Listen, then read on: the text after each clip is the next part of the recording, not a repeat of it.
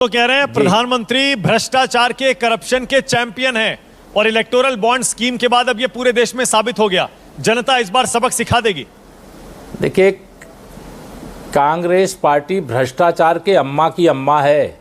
श्री राहुल गांधी जी को अपने पिताजी का संसद में दिया गया भाषण अगर रिकॉर्ड में ना हो तो आप पूछ लेना, मैं आपके माध्यम से भिजवा दूंगा। उन्होंने संसद में खड़े होकर के कहा था कि अगर हम दिल्ली से 1 रुपये भेजते हैं तो जिसके लिए भेजते हैं उसके पास 15 पैसा पहुंचता है। और हमारे प्रधानमंत्री श्री नरेंद्र मोदी जी ने 34 लाख करोड़ रुपया अलग अलग योजनाओं में देशवासियों के पास भेजा और 52 करोड़ से अधिक जनधन के खाते खोल करके पूरा 34 लाख करोड़ जिनको भेजना था उनके पास पहुंचाने में कामयाब रहे। वो क्या बात करेंगे जो सुपर पीएम रह करके श्री मनमोहन सिंह जी की अगुवाई में जब सरकार थी तो 12 लाख करोड़ का घोटाला करवाए।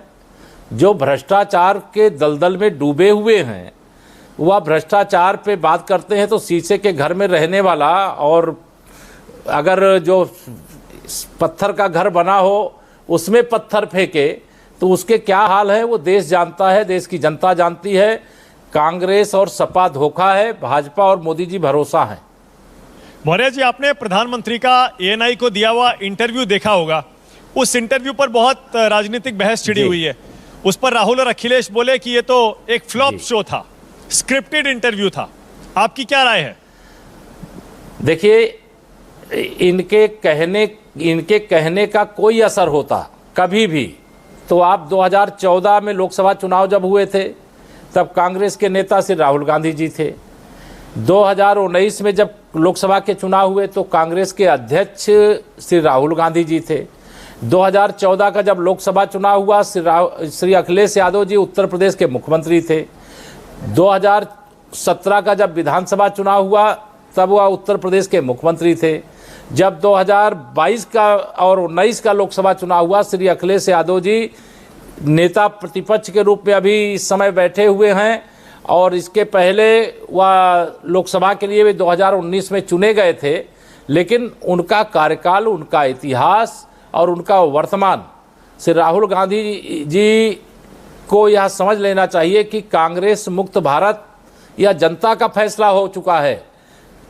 इंतजार करें 4 जून 4 बजे 400 पार, फिर एक बार प्रचंड बहुमत की मोदी सरकार। और श्री अखिलेश यादव जी अब इस बात को ध्यान में रखें कि नेताजी श्री मुलायम सिंह यादव जी नहीं है। अब सपा समाप्तवादी पार्टी, सपा है। सपा को कोई पूछने वाला नहीं। समाजवादी पार्टी गुंडे, अपराधी, माफिया, दंगाई, भ्रष्टाचारी पैदा करने की फैक्ट्री है। अगर कोई सपा की सदस्यता ले ले तो उसको अपराध करने का सर्टिफिकेट मिल जाता है। समाजवादी पार्टी हो या कांग्रेस पार्टी हो, या दोनों ने जन विश्वास खो दिया है। इसीलिए भाजपा लगातार एक चुनाव, फिर दूसरा, फिर तीसरा, फिर चौथा लगातार विजय यात्रा पर है। और